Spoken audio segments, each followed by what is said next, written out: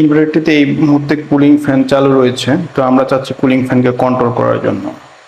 Cooling fan parameter রয়েছে H06। তো programme button press করে H প্যারামিটার গ্রুপ H, তো এখানে H06 এখানে হচ্ছে কুলিং ফ্যান কন্ট্রোল প্রেস করলাম, এখানে 0 রয়েছে, তার মানে হচ্ছে এখানে প্রোগ্রামটা এমন করা রয়েছে যাতে করে সব সময় ফ্যানটি চলবে, পাওয়ার অন হওয়া মাত্রই ফ্যানটি চলতে থাকবে এবং সবসময় সেটি চলতেই থাকবে যতক্ষণ পাওয়ার অন থাকবে।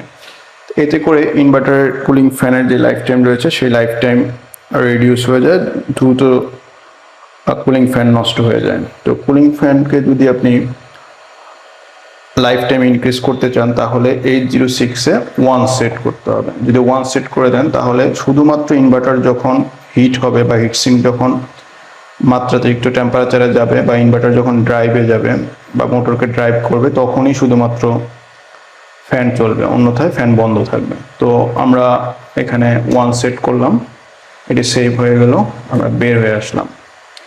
এখন ইনভার্টারটিকে আমরা পাওয়ার অফ করে অন করে দেখব যে ইনভার্টারটি চাইলেই পাওয়ার অন হবে না হয়তো। তো লেটস সি। তো আমরা পাওয়ার অফ করে দিলাম ইনভার্টারটির।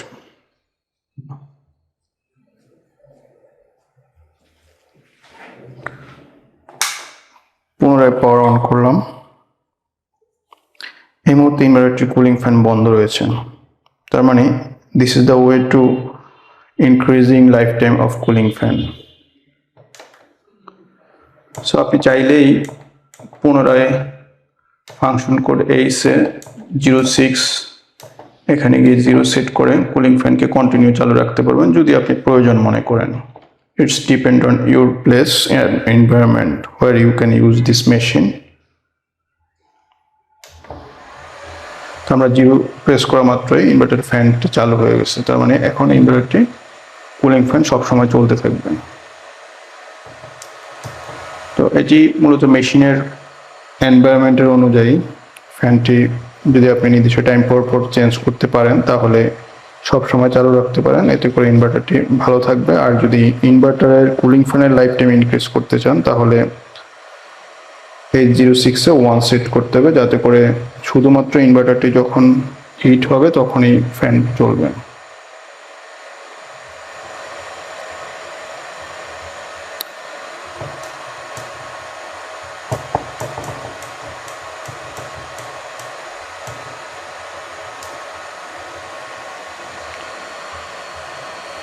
সো এভাবে মূলত আমরা কন্ট্রোল করতে পারি কুলিং ফ্যান এবং চাইলেই কুলিং ফ্যানের লাইফ টাইমও ইনক্রিজ করে নিতে পারি।